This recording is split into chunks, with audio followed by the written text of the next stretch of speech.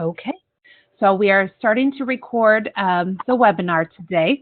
I am going to pass the presenter role to you. And so you should be seeing Clibs, the note to say, yes, I'll take over the presenter role, and we will be able to see your presentation on the screen shortly.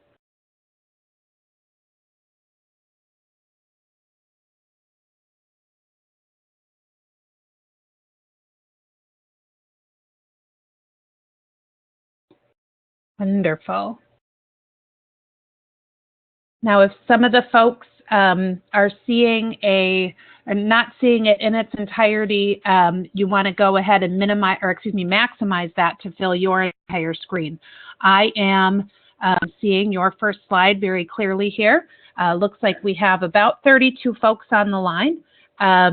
Depending on which clock I'm looking at, it's anywhere from 12:55 to 12:58. So possibly give it 1 minute, Fabio, and then you can go ahead and start with the introduction. Again, thank you for everybody for joining us today. Thank you to our presenter. And please, as a reminder, mute yourself so that we don't hear any background noise during the presentation. Thank you. Thanks, Christy.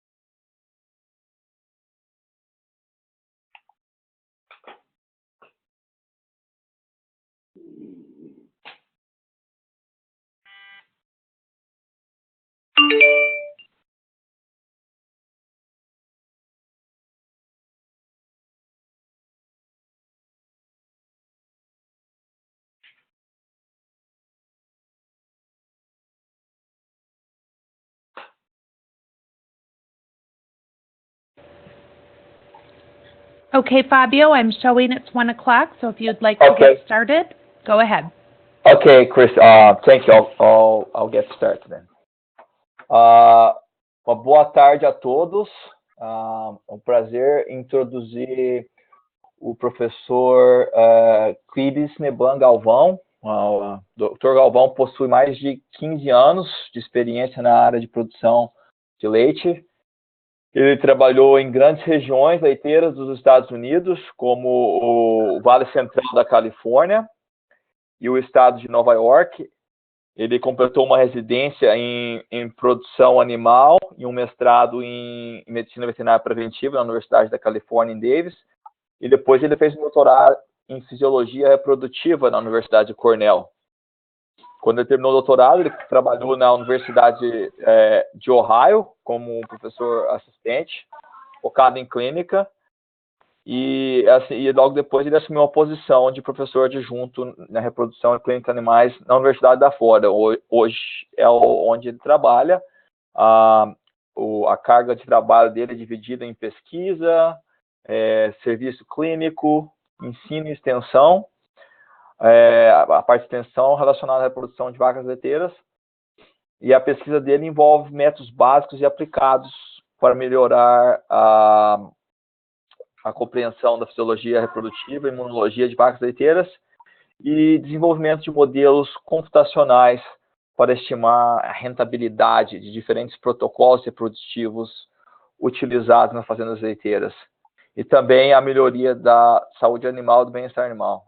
O serviço de extensão se concentra em fornecer consultoria aos produtores de leite da Flórida sobre as áreas de gestão reprodutiva, implementação de programas reprodutivos e avaliação de eficiência reprodutiva, rentabilidade agrícola e temas mencionados.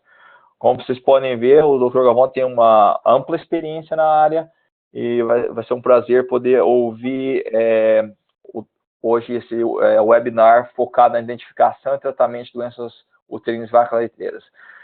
Alguns avisos. É muito importante que vocês tenham certeza que seu microfone está no mudo. Tem um símbolozinho do microfone, vai lá e clica nele para ter certeza que ele está no mudo. Uma vez que você conectou na chamada, é só colocar no mudo, que você não vai estar... Porque senão qualquer barulho de fundo vai causar ruído para todos que estão na chamada. Então, esse é algo importante que precisamos. Para vocês mandarem perguntas, simplesmente vão lá no símbolo do balãozinho, do chat lá, que lá vocês podem pôr as perguntas. Eu vou estar anotando as perguntas e vou estar lendo ela para o professor Galvão responder no final da apresentação. A apresentação é estimada de 45 minutos e no final a gente tem 15, 20 minutos para perguntas.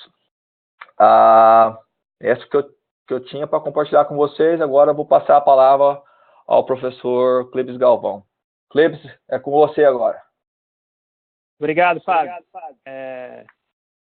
Eu estou escutando eco, mas tudo bem, vamos em frente. Só vou avisar que, com relação ao que o Fábio falou sobre colocar o microfone de vocês no mudo, para não ter som no fundo, e eu estou em casa. Então, vocês provavelmente vão ouvir muito ruído de fundo aqui de casa.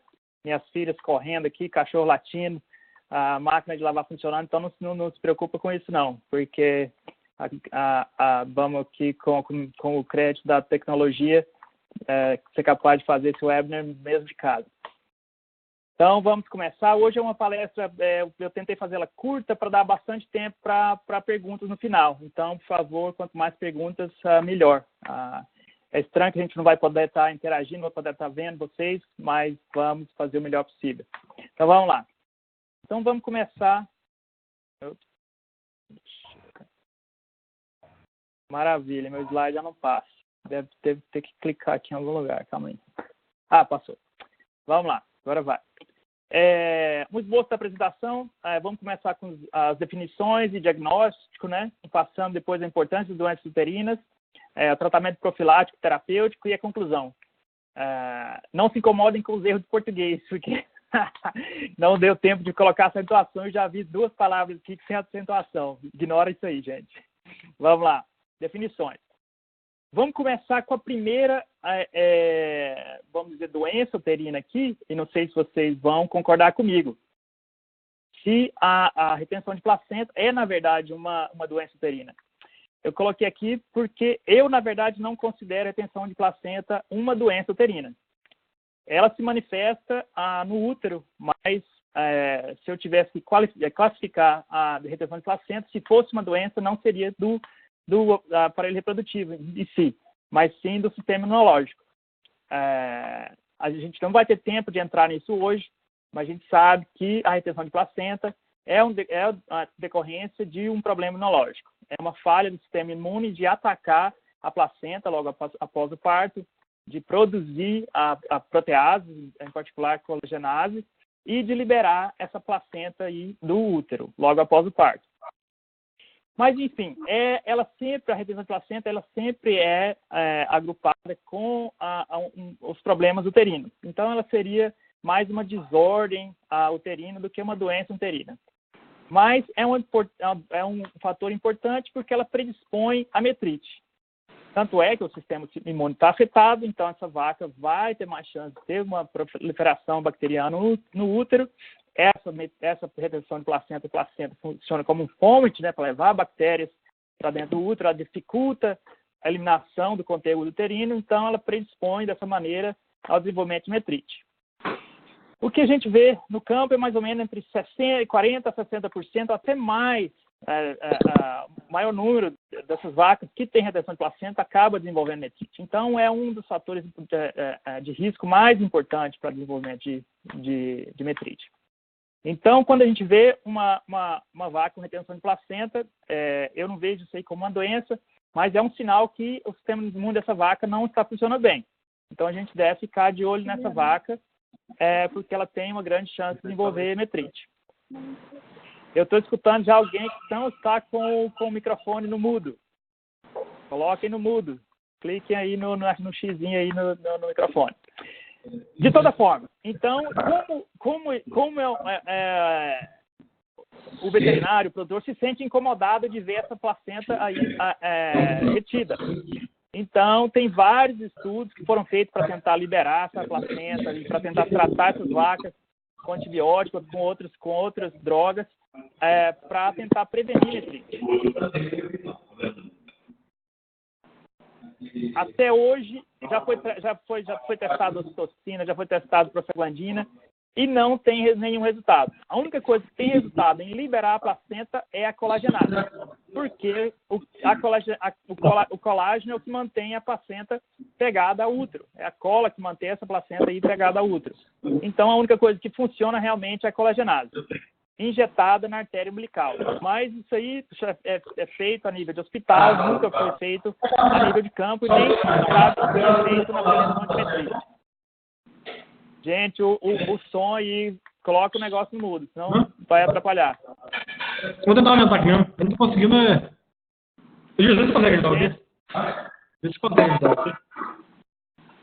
Tem gente com o microfone ligado. Clica no xizinho no microfone aí. Maravilha, vamos tentar continuar. Só recapitulando, a colagenase funciona para liberar a placenta, a gente não sabe se previne metrite, mas você não vê a placenta ali. Mas não é prático de fazer a nível de campo de toda forma. Vamos então à metrite. Essa sim é uma doença uterina, é a doença mais aguda, né? A forma aguda da doença, que acontece logo após o parto. Ela vai estar, em média, acontecendo entre 6, 7, 8 dias após o parto. Mas essa foto, por exemplo, é uma vaca que faleceu, que morreu com 3 dias após o parto.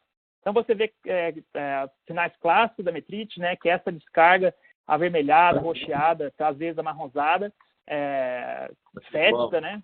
Então, é o extrato, né, bem característico da metrite mesmo. E se a gente tivesse a oportunidade de ver, ou fazer um histológico aqui, a gente veria a inflamação severa que essa infecção está causando aqui no endométrio. No endométrio, miométrio, perimétrio. São todas as camadas do útero, não é só o endométrio. Essa é uma das diferenças entre a endometrite e a metrite. O seu volume aqui tá. Deixa eu ver só aqui. Vamos continuar. Tudo bem. Você afeta todas as camadas do útero, causado por infecção bacteriana. A gente não tem conhecimento de ter envolvimento de vírus na causa da metrite, mas tem várias espécies de bactérias que estão atuando aqui, interagindo sinergisticamente para causar a metrite. E as principais são as bactérias anaeróbicas, principalmente os bacteroides e os bactérias. Mas também acredito que tem envolvimento em E. coli. Como é que é? Coloquem o microfone no mudo. Hã? Muito mais. Com o microfone ligado. Aí perde a credibilidade, né, cara? Tem gente com o microfone ligado. Não, dá pra estar aqui. Tá lá. Ai. Vamos lá. Então tá. Nessa descarga fétida, avermelhada, roxeada, que a gente limita aí, por classificação, nos primeiros 21 dias em lactação, quando ela vai estar se desenvolvendo. Diagnóstico. O diagnóstico é feito dessa maneira. O mais comum nas fazendas é por palpação retal mesmo e avaliação da descarga, que é expelido do útero.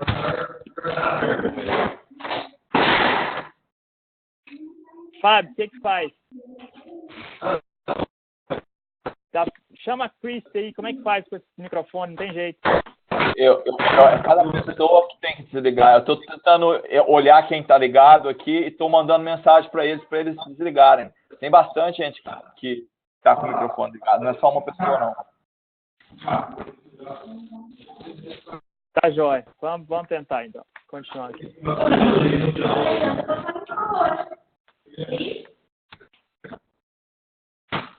Endometrite. Vamos pular a metrite. Vamos para a endometrite.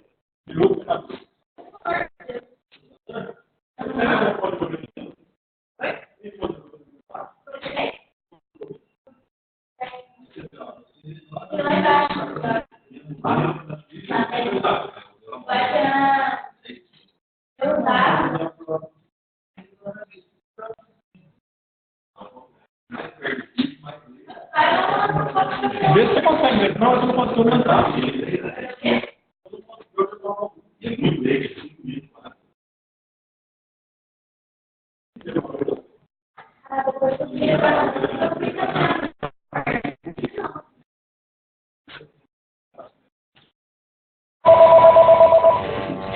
Clips, this is Christy. I'm going through and trying to mute anybody who might be on that hasn't been muted. I have to just go through each individual because if somebody is joined by computer and has their computer microphone on, I'm unable to mute those folks. So again, please, everybody, mute yourself or turn off your computer audio. I mean, you want to be able to hear the presentation, but there's a lot of background noise, and so it's really difficult to hear the presenter. Thank you.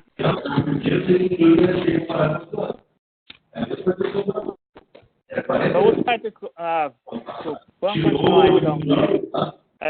Mas o barulho atrás está atrapalhando muito. A gente perde a concentração. E não consegue escutar direito. Porque falar por cima desse som tá complicado.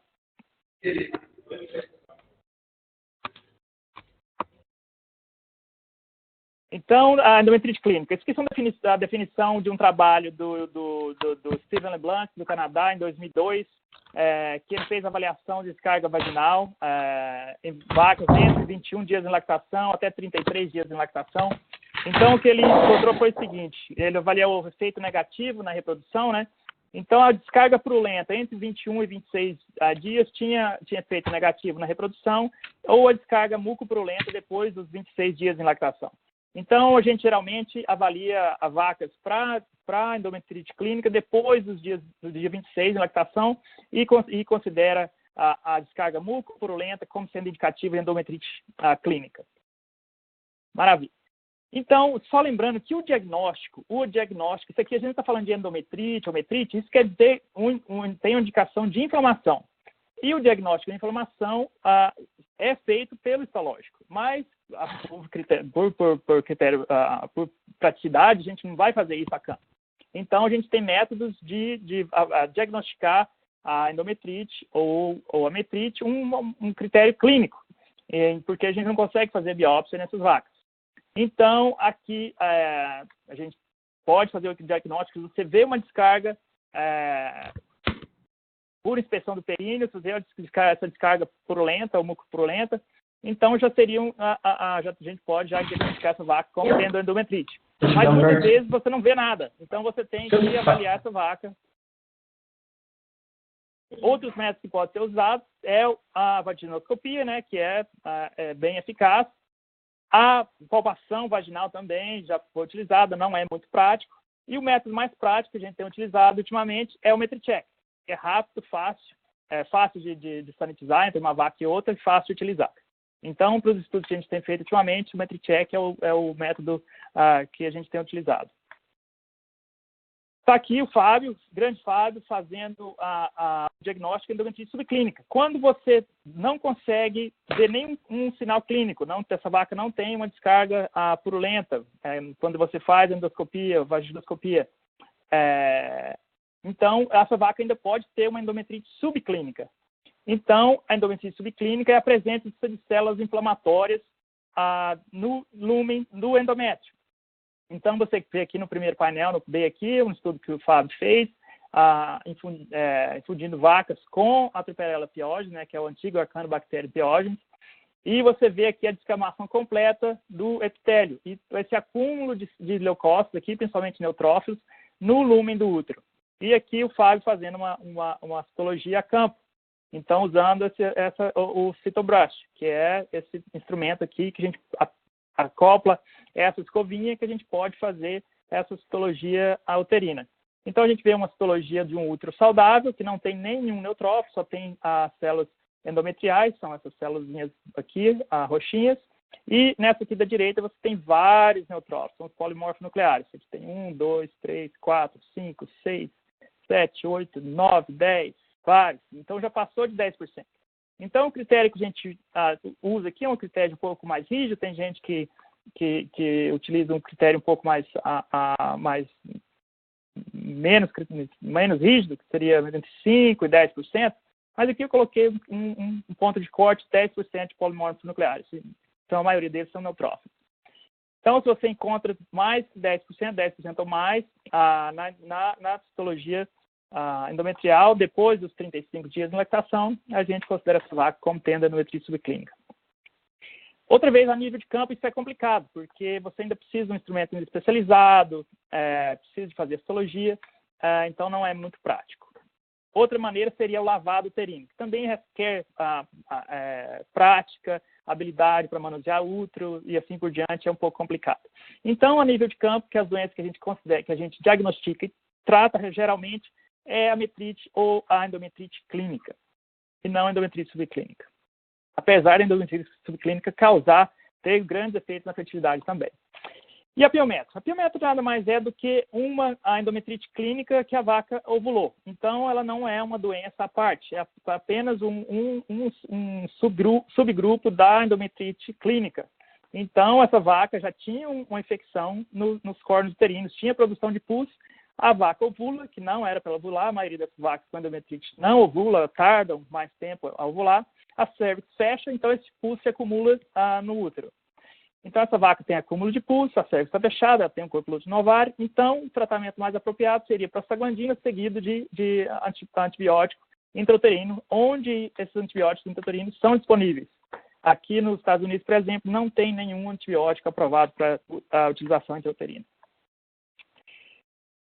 Seguindo, importância das doenças uterinas, isso aqui a gente sabe muito bem que ela tem alta prevalência, uma prevalência até alarmante, no meu ponto de vista, que gira entre 20% e 30%, com uma variação entre 10% a 50%. No caso da endometrite subclínica, até mais de 50% do rebanho afetado. Então, levando em consideração os efeitos negativos que ela tem em reprodução, em produção de leite, descarte, causa realmente uma perda econômica muito grande para as fazendas. Além, no caso da metrite, de ela afetar o bem-estar animal, que é uma doença dolorosa, já é comprovado. Tem uma substância que é chamada substância P, que ela é um indicador de dor. E essas vacas que têm metrite, como é de se esperar, ela tem um aumento nessa substância P na circulação. E além de outros indicadores, como costa arqueada e focalização, depois da palpação, são indicadores de realmente que isso é uma doença dolorosa. Então tá, as perdas econômicas, o que se tem mais ou menos aí, essa análise econômica do Michael Overton, que diz que pode chegar até $350, uma análise mais antiga está entre $100 até $150 a $200. Então, $200 seria mais ou menos a média que tem se encontrado nessas análises econômicas dos efeitos negativos da metrite. Não é pouca coisa. Então tá, efeito negativo, como a gente acabou de falar, as doenças uterinas, né, afetam a taxa de concepção, e aí também desde os problemas de parto, né, e o problema de parto aqui está incluída distocia, gêmeos, natimortos e retenção de placenta. Tem um efeito muito grande na taxa de concepção. Você vê aí com vacas com problema de parto, uma taxa de concepção de 40%, e vacas saudáveis com taxa de concepção de 51%. Isso são rebanhos de alta produção, por incrível que pareça, da Flórida. Então, e da Califórnia, onde é que faz bastante calor no verão, e mesmo assim tem uma taxa de concepção muito boa. Então é possível sim atingir taxa de concepção muito boa em vacas holandesas de alta produção. Mas você vê quando ela tem problema de parto, essa concepção, problema de parto, metrite, endometrite ou qualquer uma doença no pós-parto, a taxa de concepção cai muito. Então, aí todas as doenças têm taxa de concepção menos de 40%. Então, uma queda aí de mais de 20% na taxa de concepção nessas vacas que ficaram doentes no pós-parto. Então, não tem nenhuma doença boa, mas aqui a gente está focando realmente nos problemas, nas doenças uterinas, problemas de parto, aqui na metrite e endometrite clínica altamente significativa. Da mesma maneira, tem esse efeito na perda de prenhez. Então, você tem uma menor concepção e uma perda de prenhez mais alta. Aqui você vê vacas saudáveis com perda de prenhez, mais ou menos entre 40, 60, 70 dias. O primeiro diagnóstico feito mais ou menos entre 30 e 40 dias depois da inseminação, e depois a confirmação entre 60 e 70 dias depois da inseminação. Então, nesse período, uma vaca saudável perdendo 10%, que é o que é mais ou menos normal aqui para rebanhos dos Estados Unidos, e as vacas com esses problemas de parto ou doenças uterinas tendo uma perda bem maior. Metrite aqui chegando a 30%, endometrite clínica 20%, problema de parto 27%. Então, isso que é geralmente o que a gente vê. E se você vê o tempo até a concepção, você vê claramente o efeito das doenças uterinas. Aqui a gente fez MetriCheck nessas vacas, foi um estudo grande, é um estudo do Departamento de Agricultura dos Estados Unidos, e a gente tem quase 11 mil vacas avaliadas aqui nesse estudo. Então, essas vacas foram avaliadas aos 30 dias de lactação e feito o score da descarga vaginal. Então, o 1, que é o azulzinho aqui, as vacas que emprenham mais rápido, as vacas totalmente saudáveis, tem um muco clarinho, sem problema nenhum. A 2 é que tem um muco um pouco turvo, mas você vê, não tem efeito também nenhum na fertilidade. A vacas com 3, que seria aquele ponto de corte para classificar essas vacas como tendo endometrite clínica. Então, essa laranja aqui você já vê efeito negativo, as vacas já demoram mais tempo para emprenhar. A vaca 4, que é a purulenta, demora mais ainda. E essas vacas que chegam aos 30 dias em lactação, com aquela descarga fétida ainda, típica da metrite, essas realmente demoram muito a emprenhar. Mas aqui é uma minoria do rebanho, mas você vê que o efeito aqui é muito severo, e a maioria muitas dessas vacas aqui, provavelmente que mais de 25%, vão ser descartadas aqui no final da lactação. Maravilha. Então, o que causa essas doenças uterinas? Então, qualquer fator que afeta, que causa imunossupressão ou que facilita a contaminação e infecção bacteriana. Por exemplo, distocia, aqui você tem uma vaca que provavelmente teve distocia e que tem uma laceração. Então, aqui você está comprometendo as barreiras físicas dessa vaca para evitar a contaminação bacteriana. Além disso, provavelmente, com certeza, isso aqui é uma condição dolorosa, que a gente já viu que afeta o consumo de matéria seca pós-parto, e o consumo de matéria seca pós-parto está diretamente relacionado à função imunológica. Então, nesse caso, você tem uma condição que provavelmente aumenta a probabilidade de contaminação bacteriana e que afeta a função imune do animal. Tanto é que esse aqui é um dos principais fatores de risco, a distocia e laceração, ao desenvolvimento de metrite no pós-parto. Outros fatores, como gêmeos, natimortos, que provavelmente os gêmeos estão também relacionados à distocia, os natimortos estão relacionados à infecção bacteriana, retenção de placenta, que a gente já falou, que é um problema de disfunção imune, e a cetose, que está relacionada ao balanço energético negativo, com as vacas que têm cetose, tem um problema mais grave do balanço energético negativo, que isso afeta o sistema imune também. E hipocalcemia, o caso é feito direto na função de leucócitos. Então, essas vacas com hipocalcemia também estão mais predispostas a desenvolver metrite. Maravilha. Então, o que a gente pode fazer? Então, na questão de prevenção, vamos falar na vacina, a vacina desenvolvida em Cornell pelo nosso colega Rodrigo Bicalho. Ele está desenvolvendo essa vacina, está testando ainda, mas eu vou mostrar os resultados de um estudo que ele publicou em 2014. Mas a Merck está trabalhando com ele para tentar aprovar essa vacina. Então, eles acabaram de terminar outro estudo. Então, em breve, provavelmente, ele vai ser capaz de mostrar os novos resultados do uso dessa vacina. O bolo de cálcio, que é o Bovical, aqui nos Estados Unidos, e eu já vi esse bolo de cálcio em outros países também, para tentar evitar ou controlar a hipocalcemia. A prevenção com antibiótico, no caso do ceftiofur. O que a gente tem tentado aqui na flora, trabalhar com micropartículas de quitosano, vou mostrar também. E uns estudos que já são um pouco antigos, mas um que acabou de ser publicado, com os dados já um pouco antigos, que é o uso de badamina, floromexina e glumine. O Inrestor, que é uma coisa nova agora, da Elanco, que eles estão bastante empolgados com essa molécula e com os efeitos que elas estão tendo, a gente vai dar uma olhada. E o estradiol, que já é antigo, não é usado mais nos Estados Unidos, mas que ainda é usado em outros lugares do mundo, como o México, talvez está no Brasil. Então tá, a vacina. Então, como eu já disse, né, estudo de Cornell, eu estou aqui em Cornell passando tempo com o Rodrigo, então, feito pelo nosso colega Vinícius Machado. Então, o que ele encontrou é o seguinte, ele tinha dois tipos de vacina, uma subcutânea, administrada subcutânea e outra intravaginal, e essas vacinas ou eram de bactérias que se acreditavam que eram envolvidas no desenvolvimento de metrite, como a Escherichia coli, Trupella pyogenes, e o Fusobacterium necrophorum, ou a fatores de virulência produzidos por essas bactérias. Não vou entrar em detalhes, porque não vem ao caso, mas cada uma dessas bactérias produz um fator de virulência específico. Então, também foi utilizado nessa vacina. E essa vacina foi administrada subcutânea ou intravaginal, ou tem o grupo controle. E a vacina que foi administrada na forma subcutânea teve um efeito na redução de metrite. Você tem incidência de metrite aqui, no grupo que recebeu a vacina subcutânea, de 4%, e 12%, 13% no grupo que recebeu intravaginal ou grupo controle. Então, uma diferença significativa. Além disso, você teve um benefício no tempo, intervalo, parto e concepção. Você vê as vacas que receberam a vacina subcutânea aqui, as que se emprenharam mais rápido. O tempo mediano de parto e concepção de 94 dias, comparado com a intravaginal de 114 dias e a controle de 120 dias. Então, esses dados foram assim, muito promissores, tanto é que tem o interesse da companhia, da Merck, em comercializar essa vacina. Continuando.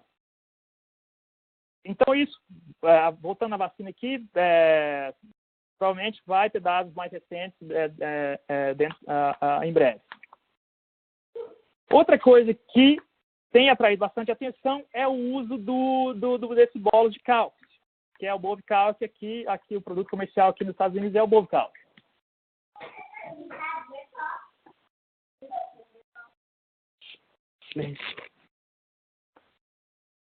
Então, o que a gente vê aqui, esse aqui é o trabalho da Natália Martinez, publicado em 2016.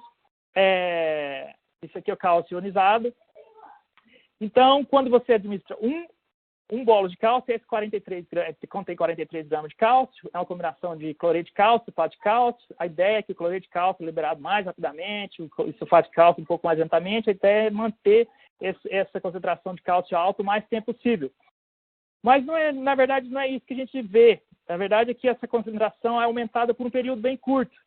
Então, aqui no máximo, um pouquinho mais de 1 hora, na hora que chega em 2 horas, quando você administra só um bolo de cálcio, praticamente a concentração já voltou aqui ao mesmo nível do grupo que não recebeu nada, o grupo controle. Se você der 2 bolos de cálcio, você consegue manter o nível de cálcio alto por mais tempo, aqui mais ou menos por 4 horas. Então, baseado nessa informação, ela planejou um outro estudo que a gente vai mostrar. Mas antes disso, vou mostrar um estudo. Deixa eu ver aqui.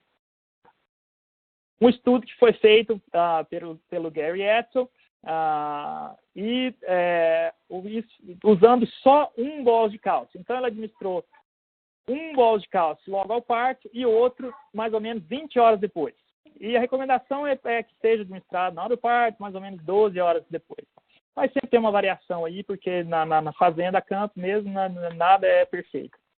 Mas, de toda forma, o que ele encontrou foi o seguinte: não teve efeito nenhum na incidência de doenças, nem metrite, mastite, pneumonia, mortalidade ou descarte. Tudo bem. Não teve efeito na produção de leite, quando você olhou em todos os animais, ou na reprodução. Mas ele viu que teve uma interação entre o tratamento e o potencial de produção de leite dessas vacas. O programa da Dairy Comp, ele te dá um valor, um negócio que chama cow value, o valor da sua vaca, comparado com as vacas que você tem no rebanho. Então, essas vacas que eram acima da média, então todas elas são múltiplas, elas já têm toda uma lactação, pelo menos uma lactação, né, anterior.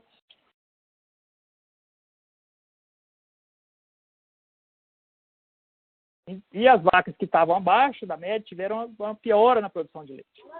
Então, essas vacas que estão acima da média são vacas que potencialmente poderiam se beneficiar do uso desse produto.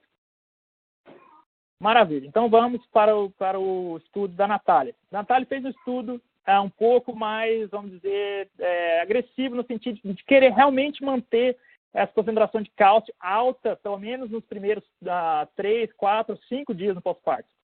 Isso baseado em um outro estudo que ela fez anteriormente, mostrando que essas vacas que tinham hipocalcemia nesses primeiros 3 dias tinham uma chance muito mais alta de desenvolver metrite. Então, o primeiro grupo dela era que ela chamou SCA-F4, que recebia 2 desses bolos de cálcio no parto, 2 no dia seguinte, depois 1 e 1 nos outros 3 dias seguintes. O outro grupo recebia 2 bolos de cálcio na hora do parto, 2 no dia seguinte. Então, realmente tentando elevar um pouco mais as concentrações de cálcio. E tinha um grupo controle. Então, o que interessa para a gente aqui é se realmente esse produto controlou a hipocalcemia subclínica e se preveniu metrite. E se teve algum efeito na produção de leite. Então, o que ela encontrou foi o seguinte. O grupo que recebeu por 5 dias, né, os 2 no primeiro dia, 2 no segundo, depois mais 1 e 1, teve um controle muito bom do nível de cálcio, preveniu bem a hipocalcemia subclínica. Então, nesse grupo aqui, que recebeu por um período prolongado, mais ou menos 25% das vacas tiveram a hipocalcemia subclínica, comparado com 54%, mais ou menos, o grupo que recebeu só por 2 dias, e quase 60% do grupo controle. Maravilha, fez o que era para fazer, manteve o nível de cálcio, preveniu a hipocalcemia subclínica. Então, isso aqui são vacas, ela tinha vacas de baixo risco para metrite, né, vacas que não tinham nenhum problema, e vacas de alto risco para metrite, vacas que têm aqueles fatores de risco que a gente já conhece, que é a distocia, gêmeos, natimortos e vaca com retenção de placenta. Nesse grupo também funcionou, principalmente o grupo que recebeu por um período mais prolongado. Aqui, esse grupo, só mais ou menos 47%, 48% dessas vacas tiveram hipocalcemia subclínica, comparado com 62% no grupo que só recebeu 2 dias e 81% no grupo controle. Então, um efeito altamente significativo.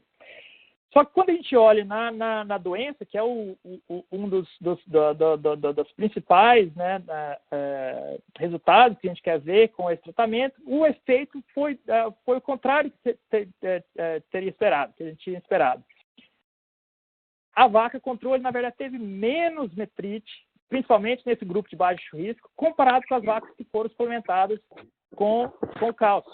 Então, você vê que 9% de incidência de metrite, vacas de baixo risco, para as vacas controle, e mais ou menos 18% e 19% para as vacas que receberam cálcio.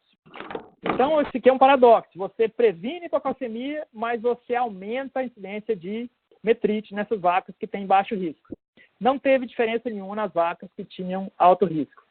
Então, para resumir, o cálcio preveniu a hipocalcemia, mas essa prevenção não se traduziu a uma prevenção de metrite. Na verdade, ela aumentou a metrite no grupo que tinha baixo risco para metrite. E depois a gente pode conversar mais sobre isso se vocês tiverem dúvidas no final. E a produção de leite? Então, ela fez a mesma análise, uma análise parecida com a que o Gary Essel tinha feito. Nas vacas múltiplas, ela dividiu elas de acordo com o potencial de produção na lactação anterior. Então, ela usou o 305ME, né, que é o mature equivalent, não sei como fala isso em português, equivalente maduro, não, nem vou tentar traduzir, não. Mas tudo bem. Então, essas aqui são as vacas acima da média ou abaixo da média. Então, ela viu o mesmo efeito, que vacas abaixo da média, que receberam a suplementação de cálcio, produziram menos do que a vaca controle.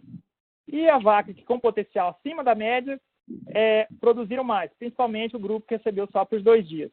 Então, se tem um grupo de animais, alguma consistência no uso desses produtos, é que a vaca múltipla, acima da média, ela parece ter um benefício em produção de leite. Nesse estudo aqui eu não mostrei, mas as primíparas, principalmente, porque nesse estudo ela usou múltipla em primípara, as primíparas geralmente tiveram um efeito negativo. Então, a gente não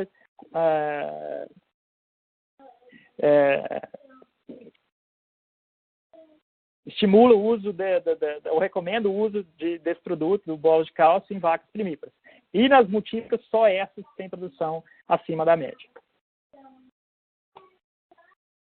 Tá? Maravilha. Passando agora para a prevenção de metrite com o uso de antibiótico.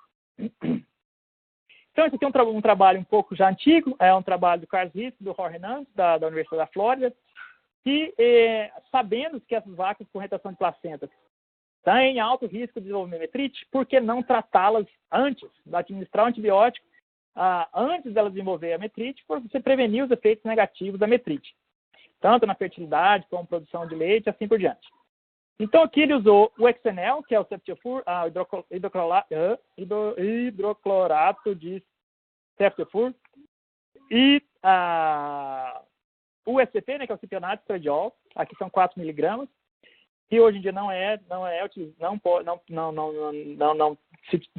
tem nenhum produto aprovado nos Estados Unidos, então não é disponível nos Estados Unidos, mas nessa época ainda era.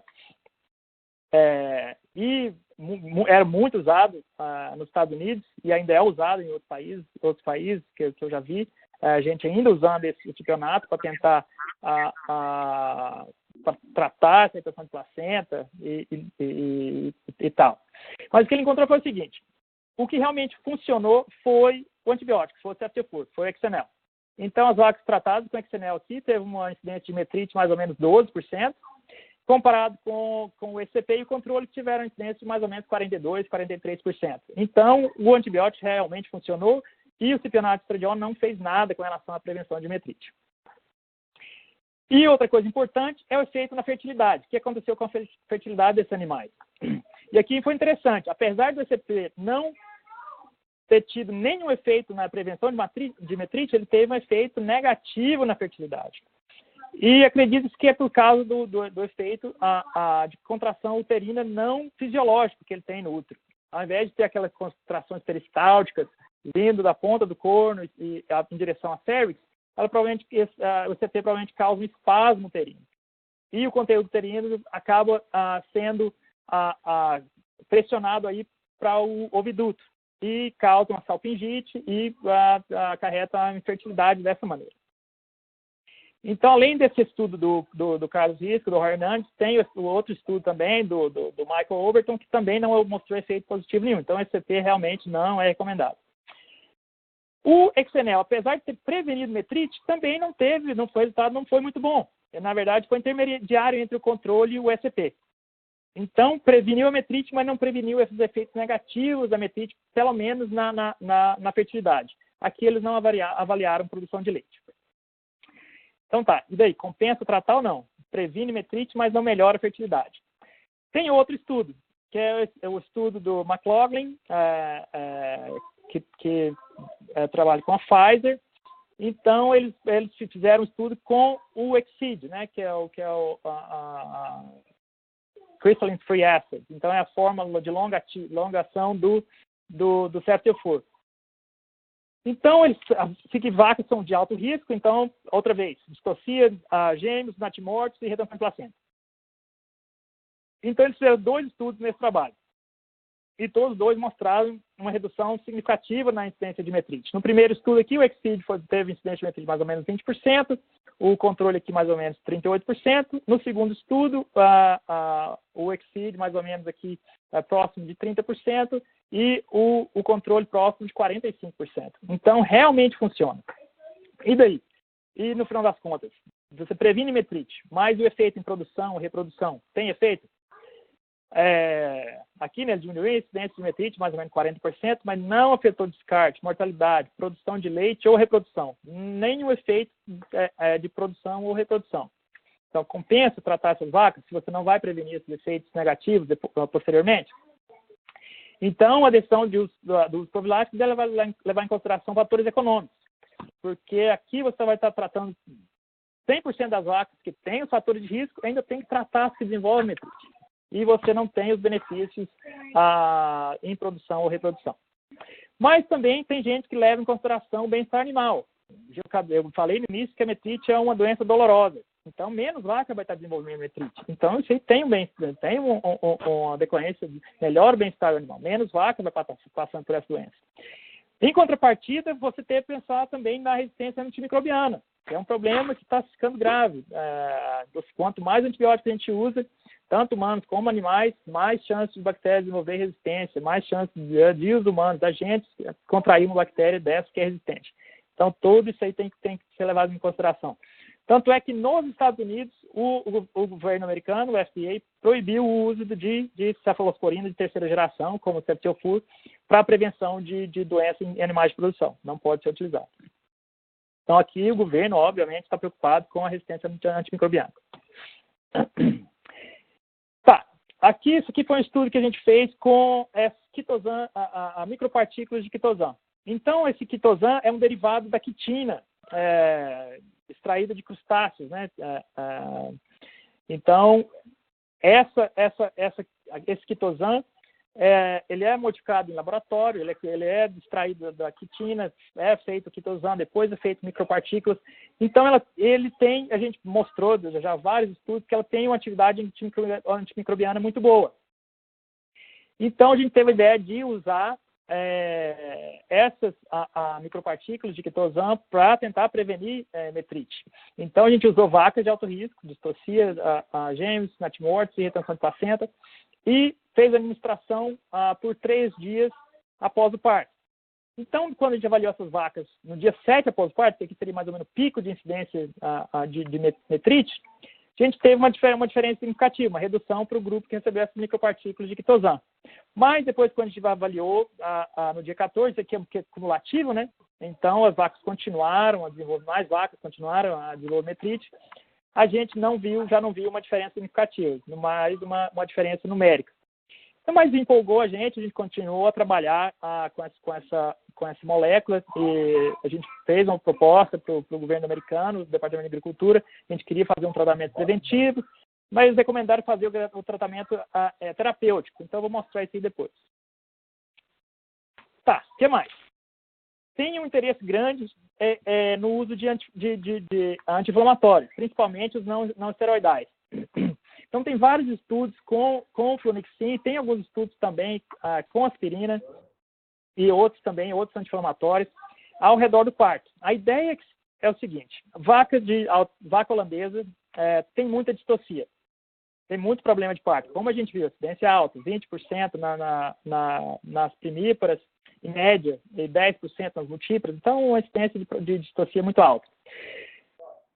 Por que a gente não entra já com anti-inflamatório nessas vacas? Elas vão se sentir melhor com anti-inflamatório, analgésico, come mais, evita o problema de balanço energético negativo, melhora o sistema imune, e essas vacas vão ter menos doença. Na teoria, na maneira de pensar, faz muito sentido. Mas o que foi observado foi justamente o contrário. E vários estudos já foi feito com o Baramine. Então, na verdade, aumentou o risco de retenção de placenta. Se, provavelmente, pela ação anti-inflamatória, você atrapalha esse processo normal, que é de estímulo da inflamação, porque a inflamação é o que libera a placenta, né? Então, se você está diminuindo essa inflamação, você aumenta o risco de ter retenção de placenta. Você provavelmente diminui essa produção de colagenase, então você propicia essa vaca para ter retenção de placenta. Se você tem retenção de placenta, você provavelmente já vem aos outros problemas decorrentes da retenção de placenta. Seria a ação de fômite da retenção de placenta, né?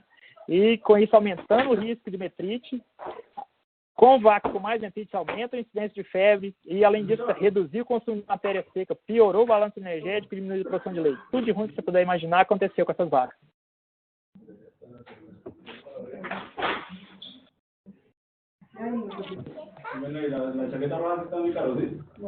Seguindo, então, a gente está indo um passo um pouco rápido. Deixa eu ver como é que a gente está de tempo. A gente não estamos atrasados, mas tem que manter o passo.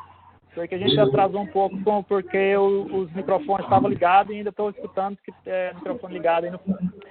Outra molécula de muito interesse atualmente é o Bovigrastim, que é o Inrestor, que é a molécula do Inrestor, que é o nome comercial desse produto da Elanco.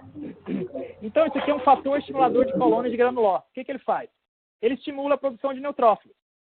Então, é sabido que durante o período no periparto, há uma migração muito grande de neutrófilos, tanto para o útero como para a glândula mamária. Então, você tem uma neutropenia transitória, mas você tem uma neutropenia.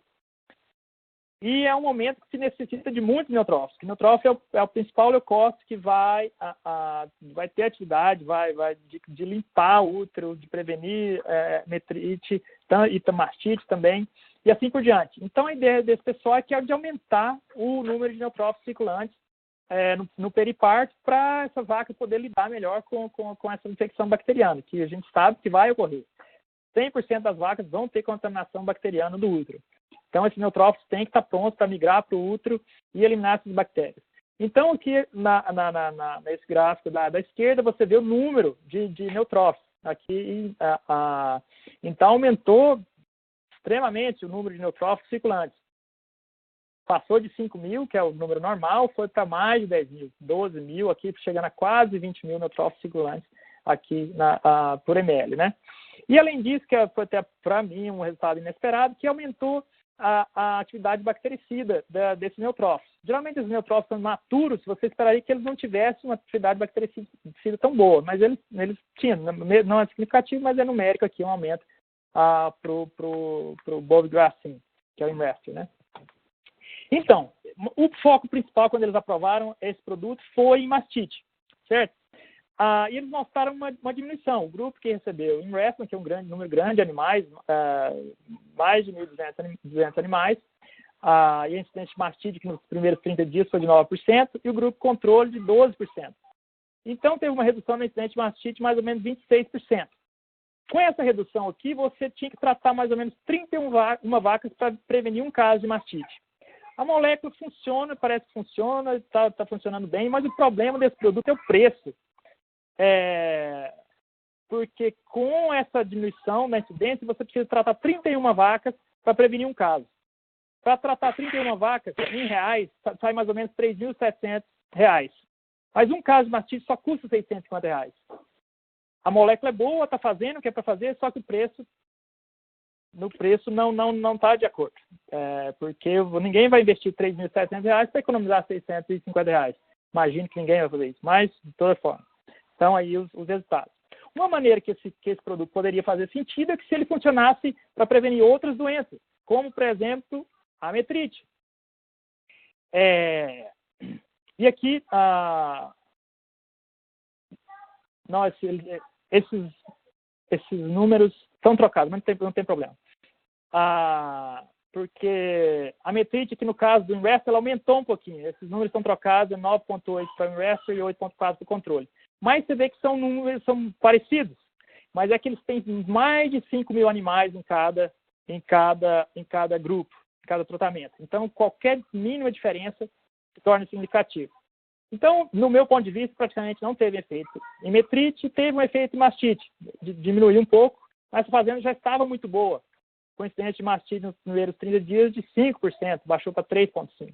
Nesse caso, você precisava tratar 82 vacas para prevenir um caso de mastite. Então, menos viável ainda. Maravilha. E agora, para tratar mesmo, o que a gente tem sobre tratamento?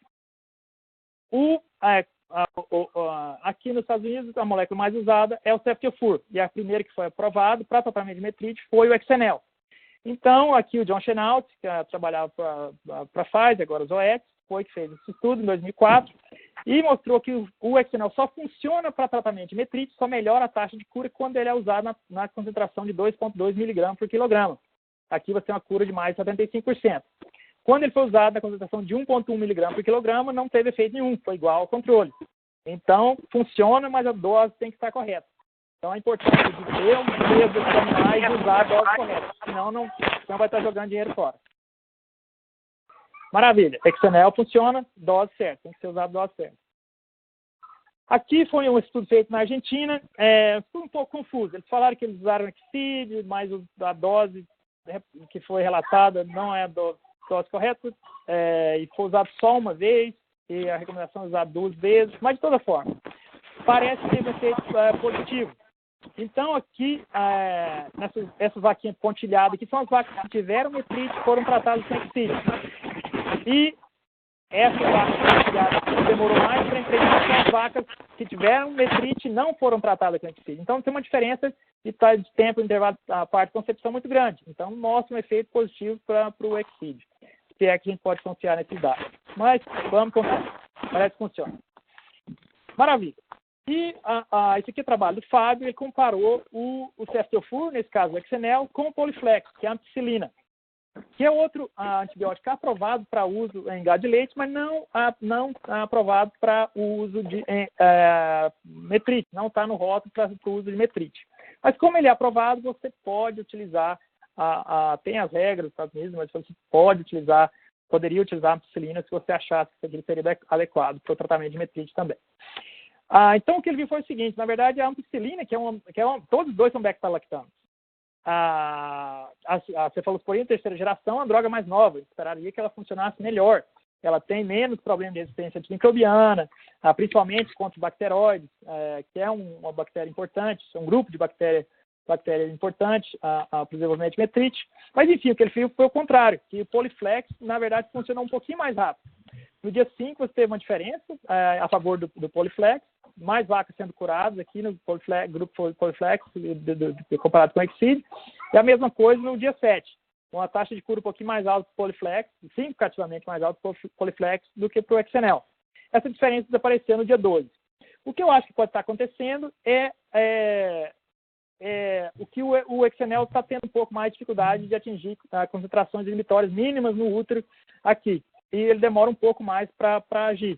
Mas ele funciona. Ele tem efeito e aos 12 dias não teve diferença nenhuma entre o Poliflex e o Exenel. Mas aqui é interessante, porque olhando do ponto de vista do desenvolvimento dessas drogas, uma droga mais antiga não faz sentido ter mais efeito do que uma droga mais recente, mais nova. Maravilha. E esse aqui é um estudo que a gente acabou de terminar usando aquelas micropartículas de quitosan também, comparando com o Exceed. Aqui, como era para tratamento e não para prevenção, a gente teve que triplicar a dose. E o que foi que a gente encontrou? Então, a gente tem Exceed, a micropartícula de quitosan e controle.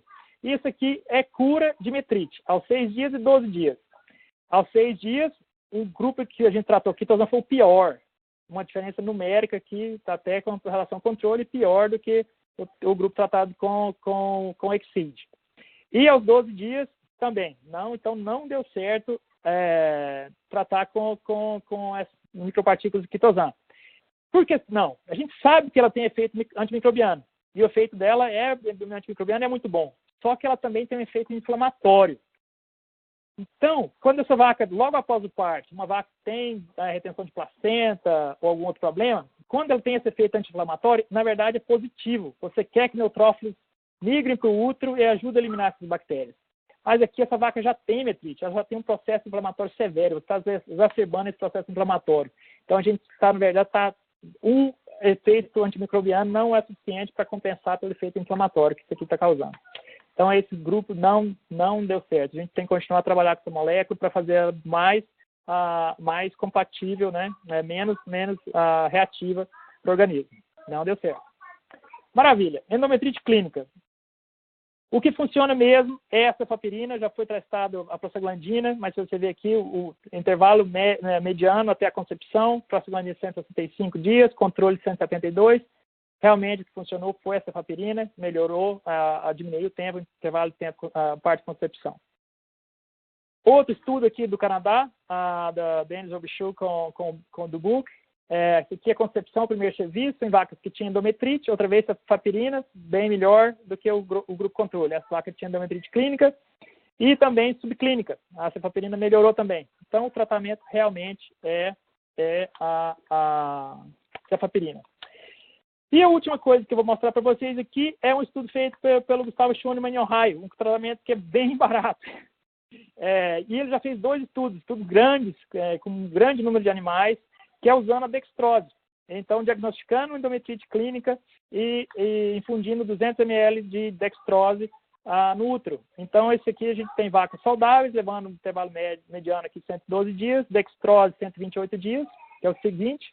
O Exceed foi até melhor que o Exceed não foi diferente do grupo controle, né? 146, 147 dias. Então, bem promissor que o uso da dextrose. A gente fica um pouco um pé atrás, que é um negócio tão barato, não é possível que funcione. Mas tudo indica que funciona. E com isso, eu vou passar para as perguntas, porque a gente está acabando um pouco o tempo, porque a gente perdeu muito tempo por causa da questão dos microfones. Então, vou passar de volta para o Fábio para ele ler as perguntas que vocês tiveram. Muito obrigado. Muito obrigado, Clips. Vamos começar aqui.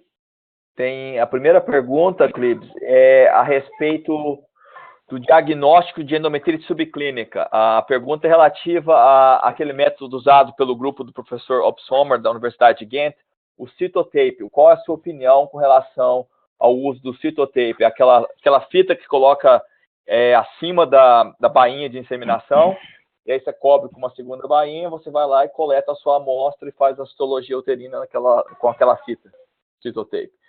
Ela quer saber se você acha que isso é um método válido ou não para diagnóstico de endometriose subclínica. Ele usa a esterase? Leukocyte trace? Não, Cleiton. Essa é uma fita adesiva. As células endometriais colam nela, e aí ele pega aquela fita adesiva e ele põe ela na lâmina para fazer o diagnóstico de endometriose subclínica. Não é esterase, não. Células. Certo. É um método físico mesmo, não é um método de aproximação, não. Ele coleta as células. Sim, é um método para coletar as células. Na verdade, eu não vi o trabalho dele ainda. Eu estava achando que era o que o Dubuque fez no Canadá, que o Chong tinha feito aqui em Cornell com o uso da esterase. Fábio, não sei. Se é um animal de valor que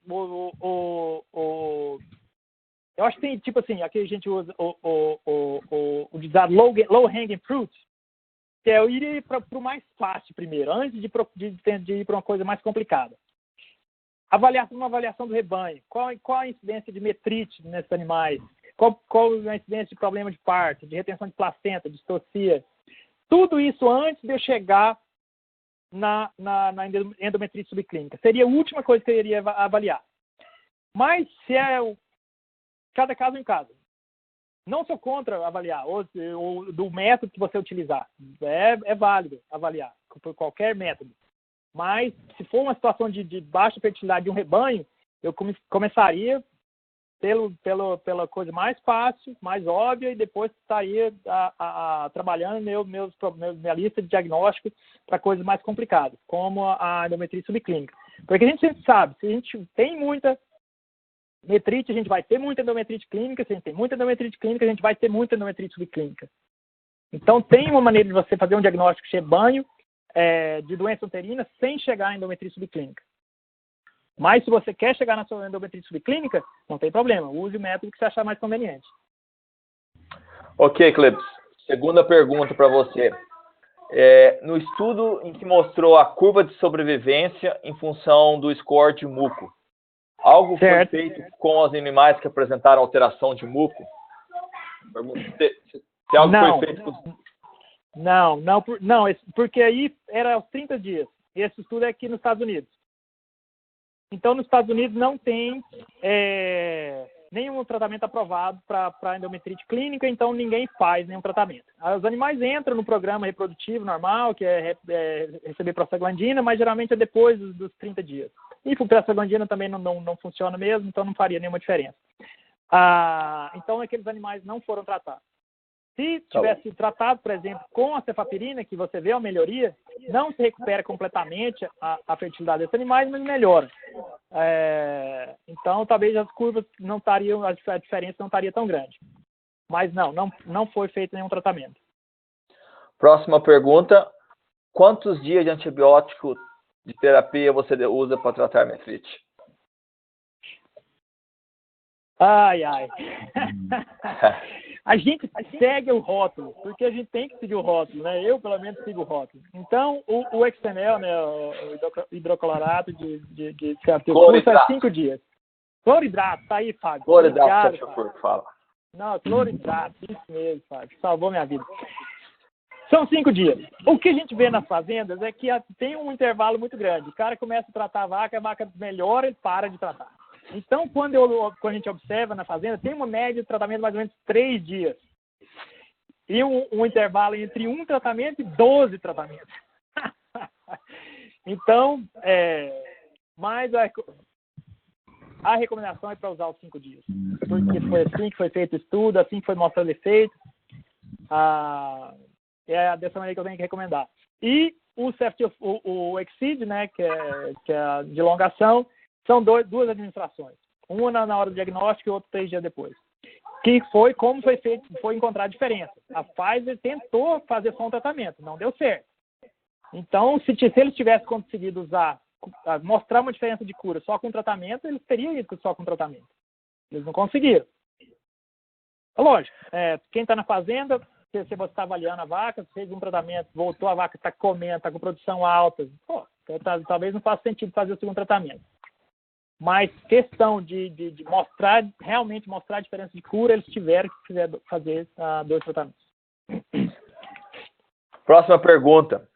Das vacas que apresentam conteúdo purulento na vagina, por volta dos dias 45 a 55 dias em leite, quantos % dessas vacas apresentam processo inflamatório no útero?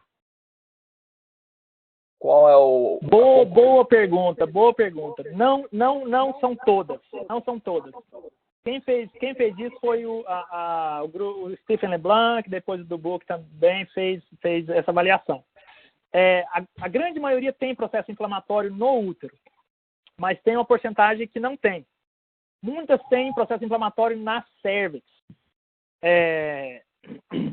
Então, quando você vê essa descarga vaginal, não é específico de uma inflamação no útero, apesar da maioria ter inflamação no útero. Eu estava seguindo uma linha de raciocínio e esqueci. Tá.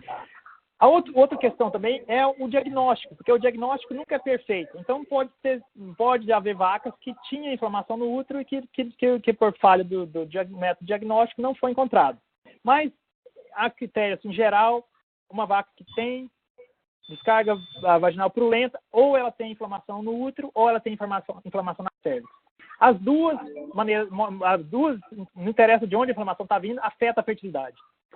Então, não interessa muito de onde está vindo essa inflamação. Ou se é do útero, que é na maioria dos casos, ou da cervix, o que interessa é que tem efeito negativo na fertilidade. E o tratamento, fazendo antibiótico intrauterino, parece também que resolve o problema dessas vacas com cervicite. Então, não interessa muito de onde a inflamação está vindo. Tem uma pergunta que eu vou tentar entender ela aqui. Está dizendo assim, ó. O que você me dizer com relação de induzir estro em vacas diagnosticadas com endometrite clínica somente com ultrassom? Seria vacas com CL, PGF, vacas com folículo ECP e nas vacas sem CL e folículo fazer infusão uterina? Eu acho que ele está querendo dizer que vaca com CL faz prostaglandina e vaca com folículo faz ECP e nas vacas sem CL fazer infusão uterina. Ele está tentando dizer se tem uma segmentação. Essa é a minha interpretação da pergunta. O que você acha? Entendi. Sim, uma vaca que tem... Sim, vamos lá.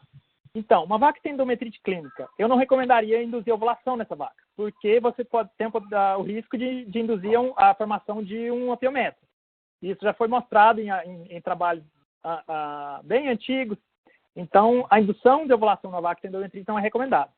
Agora, se ela já tem um corpo lúteo, então provavelmente ela está desenvolvendo uma apiométrio. Então, a administração de prostaglandina seria recomendado. Você administrar a prostaglandina para abrir a cervix e seguir isso aí com a administração de antibiótico intrauterino, se é disponível, no caso da cefapirina. São esses dois casos deles, né? Que é uma vaca sem corpo lúteo, uma vaca com corpo lúteo. E uma vaca com folículo ECP. Ele perguntou se é sem corpo lúteo. Isso que eu não recomendo. Fala. Exato. E a com CL, sem CL fazer a infusão uterina. Sem CL com folículo. Sim, a infusão uterina com antibiótico é recomendada. Sim, exatamente. A infusão é recomendada. Se a vaca não só tem um folículo, é o tratamento com antibiótico intrauterino. Se ela tem um corpo lúteo, seria a prostaglandina para eliminar o corpo lúteo e seguir com o tratamento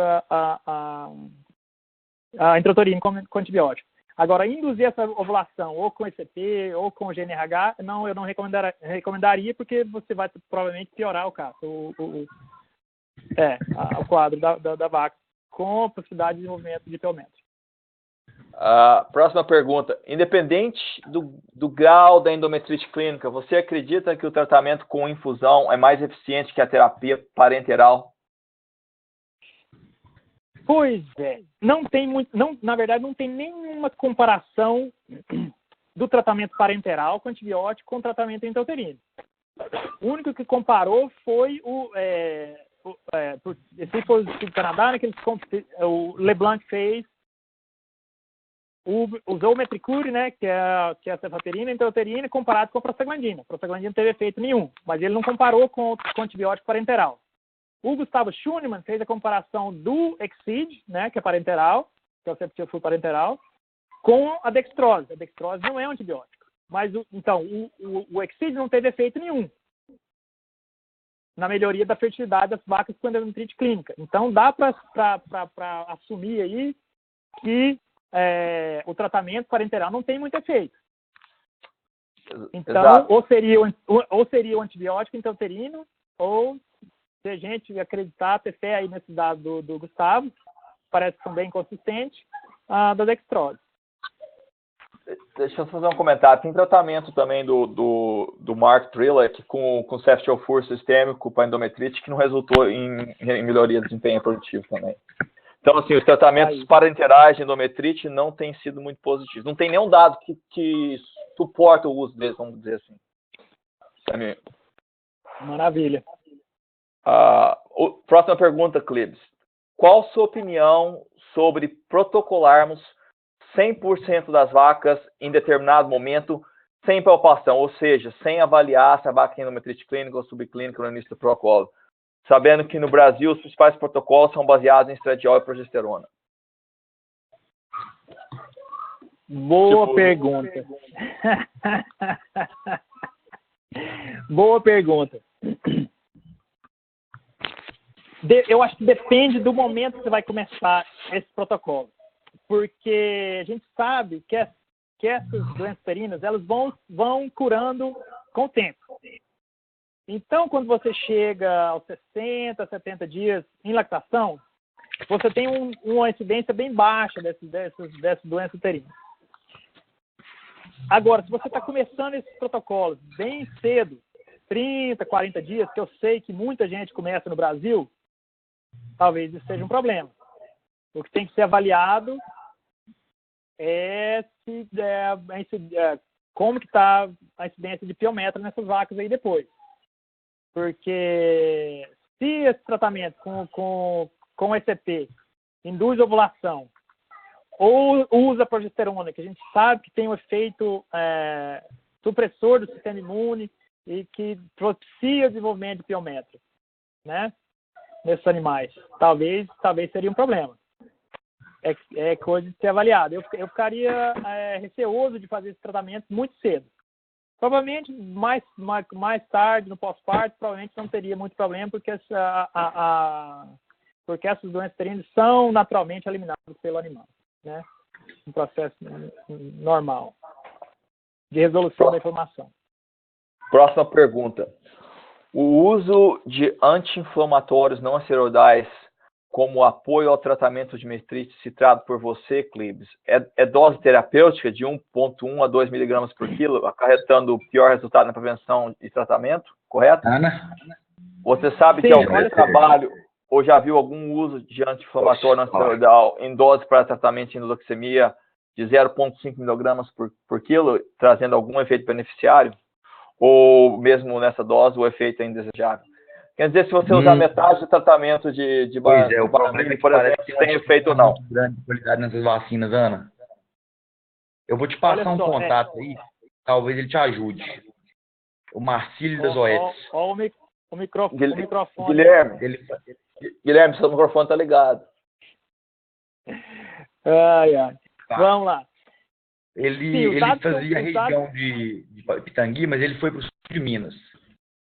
Se ele não puder te ajudar, vai ter alguém que vai poder. Tá joia? Tá indo para Minas e coloca no mudo o teu microfone. Guilherme, seu microfone tá ligado. Pois é. Os dados que eu mostrei foram de prevenção, certo? Os dados de prevenção são eu não me recordo a dose que foi utilizada, mas é a dose recomendada de rótulo, que, se eu não me engano, é 1 miligrama por quilograma, no estudo do pessoal do Field, lá do Canadá. Os outros estudos eu não me lembro. Mas aquilo lá não teve efeito negativo completamente na prevenção, porque aumentou o retorno de placenta, aumentou a metrite, diminuiu o consumo e assim por diante. Na terapia adjunta para o tratamento de metrite, já foi feito na Alemanha. Não ajudou também, não melhorou. Mas não piorou também. Não piorou também, não tá, exatamente, não piorou também. Agora, uma coisa que você mencionou aí é uma vaca tóxica. Então, aí já é diferente. Então, uma vaca tóxica, eu concordo que a gente tem que entrar com um anti-inflamatório não esteroidal. Que é uma vaca que está correndo risco de morte. Entendeu? Agora, para prevenção ou para um tratamento de uma metrite que não é tóxica, não seria recomendado. Uma que a prevenção faz piorar, e se você vai ser uma terapia adjunta para tratamento de metrite, não faz diferença nenhuma na cura. Então, não seria recomendado. Uma vaca que é tóxica, como uma mastite tóxica ou metrite tóxica, acredito que daí sim seria recomendado. Próxima pergunta.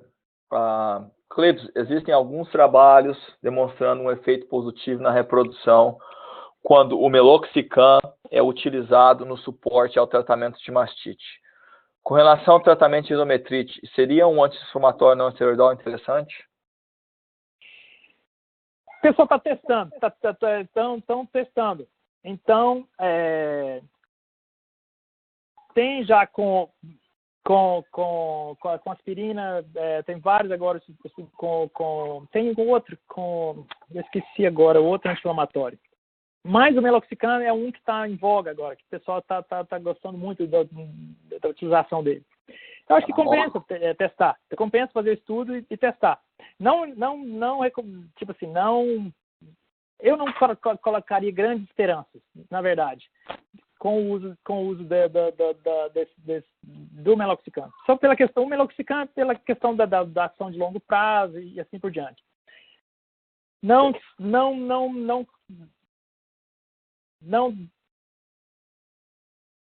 botaria muita ficha, não seria muito esperançoso que seria beneficial. Mas é um produto interessante, tem mostrado efeito, é um efeito analgésico muito bom, em bezerros, depois de castração, anticastração, ou discorna. Então, seria outro produto que merece ser mais estudado. Mas, baseado nos estudos que já estão disponíveis, não sei se seria muito promissor. Última pergunta aqui da lista. Qual o volume de quitosana infundida no útero? E os resultados para tratamento foram superiores ao da prevenção de metrite? Já tem resultado para a terapia de endometrite? Sim. Não fizemos estudo ainda para tratamento de endometrite clínica. Eu acho que seria o próximo passo. Pela questão dela ter esse efeito pró-inflamatório. Porque o Ricardo Chebel fez infusão de LPS, de LPS, de endotoxina no útero, que vai causar mais inflamação. Então, a ideia é que é a seguinte: a vaca está com uma inflamação crônica, a gente sabe, mas é uma inflamação crônica de baixo nível. A ideia é que você causar uma inflamação aguda para realmente eliminar essa inflamação. No primeiro momento, você aumenta a inflamação, mas você tem uma migração muito grande de neutrófilos para o útero, elimina a infecção bacteriana que está ali, que não está sendo eliminada por causa dessa inflamação crônica, e você elimina depois, essa vaca volta, aí tem o processo inflamatório normal, aí ela, com o decorrer do processo, ela diminui a inflamação, sem bactéria, ela é curada. E o Ricardo teve efeitos positivos muito interessantes com o uso do LPS, de melhoria na fertilidade. A quitosana provavelmente faria as duas coisas. Ela já teria o efeito antimicrobiano adicionado ao efeito inflamatório dela. Mas a gente não testou ainda. A dose, a outra pergunta é com relação à dose. A gente faz a formulação não em alto volume, mas sim tentando estimar o conteúdo do útero e o tratamento é tentando visar uma porcentagem que a gente quer de quitosana no útero. Então, quando a gente fez preventivo, a gente queria 2% de quitosana no útero. Fazendo uma estimativa que o útero tem mais ou menos 4 litros de volume. E quando a gente fez para o tratamento terapêutico, a gente fez 8%. Então a gente aumentou bastante a dose. Isso foi o que a gente fez. Mas o volume era baixo, o volume era de 40 ml que a gente infundia. 40 ml para o preventivo e 80 ml para o tratamento. Mas o volume não era o foco. O foco era a concentração final no útero. A pergunta com relação... Tem mais duas perguntinhas rápidas, Clips. Vamos responder só mais essas duas e vamos fechar, porque já está 15 minutos acima do tempo. Maravilha, não, sem problema. Eu estou tranquilo. A dose de 2,2 miligramas do cloridrato de ceftiofur não acarreta a eliminação de resíduo antibiótico no leite. Está perguntando. No Brasil, o recomendado por de vários medicamentos é 1,1 miligramas por quilograma para não ter esse problema. Você sabe me esclarecer isso? Perguntando se você tem que usar a dose pela metade para não ter vamos dizer assim, resíduo de ceftiofur no leite. Boa pergunta. Teria que entrar em contato com as autoridades responsáveis aí no Brasil, porque o ponto de corte que acarreta um resíduo é determinado pelo governo. Então, aqui o FDA determina essa quantidade de ceftiofur que é permitido, que não acarreta um resíduo. O uso de 2,2 miligramas por quilograma aqui nos Estados Unidos não acarreta resíduo, não tem descarte de leite nenhum aqui nos Estados Unidos. Não sei por que é diferente no Brasil. Porque a molécula vai trabalhar da mesma maneira, vai causar as mesmas concentrações no tecido e no leite e assim por diante. Então, realmente não sei por que eles recomendam uma dose mais baixa aí no Brasil. Mas, como vocês viram, a dose mais baixa não teve efeito nenhum. Então, vamos lá, deixa eu ver aqui a última pergunta. Na sua opinião, o ambiente uterino seria o principal fator das menores taxas de concepção nas vacas multíparas?